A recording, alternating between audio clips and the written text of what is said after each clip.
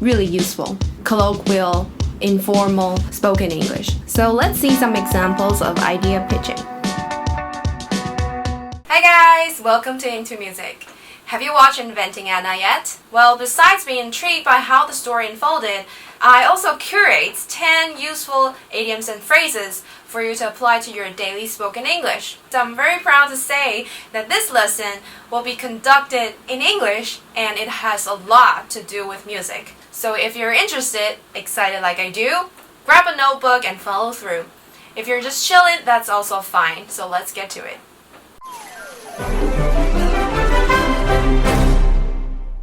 The first idiom for today is face the music. Let's go watch the first clip for today. She's a young, vulnerable, non-violent offender. Set a reasonable bail, and I will surrender her passport. And then she will be able to assist me in her own defense, which will take a tremendous amount of work given the financial charges. So this scene was one of the core scenes. Anna's lawyer, Todd, asked for bail. However, the judge doubted that Anna would come back to the court to accept the charge. So she said, Miss Sorkin, Mr. Spodek asked me to consider bail. I have no confidence whatsoever in you returning to this jurisdiction to face the music. None. Zero. By saying face the music, she meant Anna taking the responsibility for what she had done, accept the charge, and go to jail. Well, I didn't include the clip, but what the judge said after this sentence, she will remand Anna in jail until trial. Okay, that's face the music. The second word for today is sandbox. Let's go to the clip first. I'm just wondering if you have any idea how she got mixed up in all of this. No comment. I mean, those are some pretty serious charges, and they involve two of the world's largest banks, not to mention Fortress. Fortress is true power player private equity. That is not a sandbox most 26-year-olds would ever play in, would ever even know existed. But she did. How does she know Fortress? No comment. So the buzzword here is sandbox. Sandbox has been quite a buzzword these days, especially among startups. Literally, it means a box filled with sand where children can play. You can find a sandbox in a play park designed for children. I'm sure you have all seen a long jump sandbox in your schools or on TV during the Olympics. I was personally trained to do long jump when I was little. When you jump into the sandbox, the sand protects you from getting hurt because it's thick, it's soft. Because of this, the extended meaning of sandbox in computing is a separate part of the computer system where software can be tested without any risk of harming the whole system. So sandbox is a playground that you don't have to worry about getting hurt. It's a place that allows you to make mistakes and learn from trial and error. So sandbox. And now the third part is to learn how to pitch your ideas. Idea pitching. So let's see some examples of idea pitching.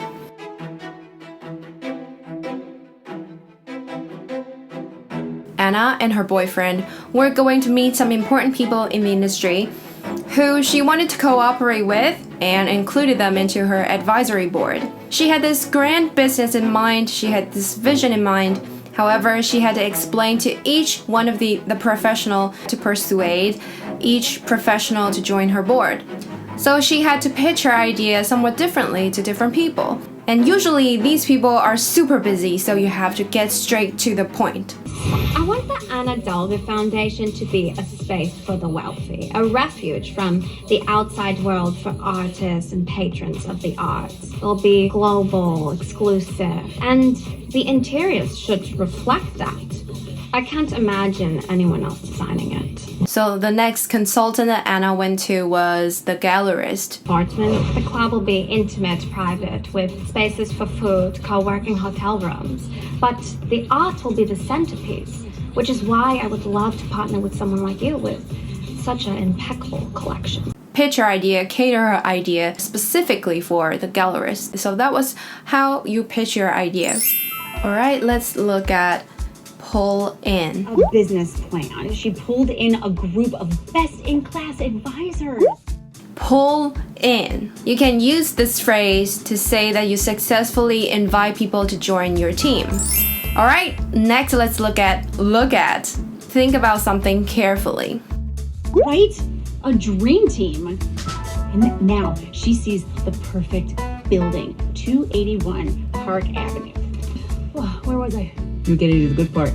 Oh, Anna looks at 281 Park. So for instance, management is looking at ways of cutting cost, thinking about ways, methods to cut cost. And Anna looks at 281 Park means that she thinks about buying it and puts much effort in making it her business building.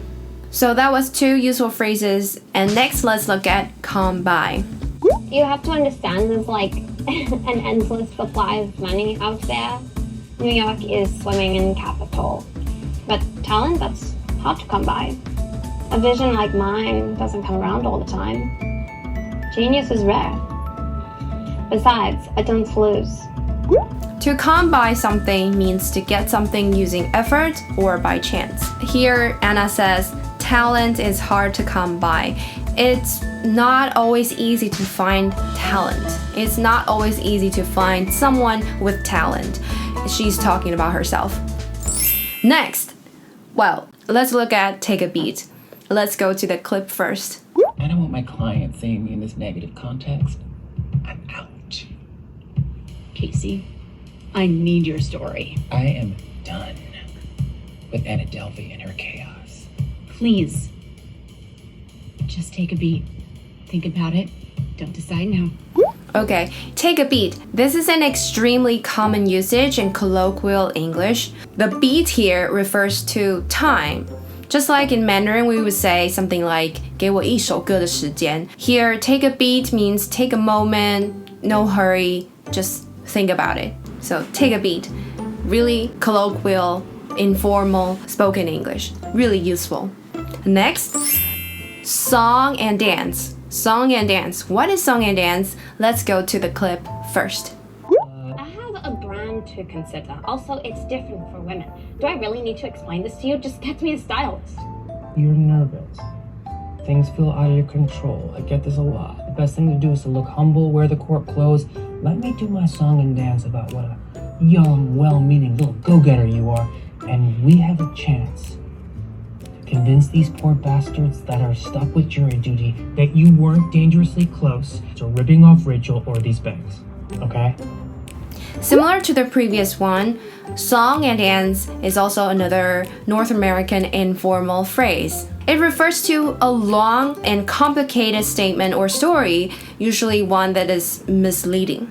So for instance, in this clip, Todd, the lawyer, says, "Let me do my song and dance about what a young, well-meaning little go-getter you are." No matter how Anna didn't want to admit that she wasn't dangerously close to getting that fund, Todd, as a lawyer, still has to make up a statement to describe Anna's story in a different way. So he insists in telling a story that is not entirely true, but somewhat true. Okay, next, pull out all the stops. This is by far one of my favorite scenes. Not that Anna tips in hundreds, but the fact that Neff uses his phrase to pull out all the stops. She'll be well looked after.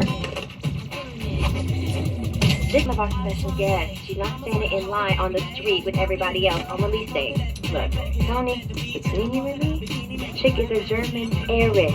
I want you to pull out all the stops. Between you and me, my guest just walked up 2 blocks on Park Avenue.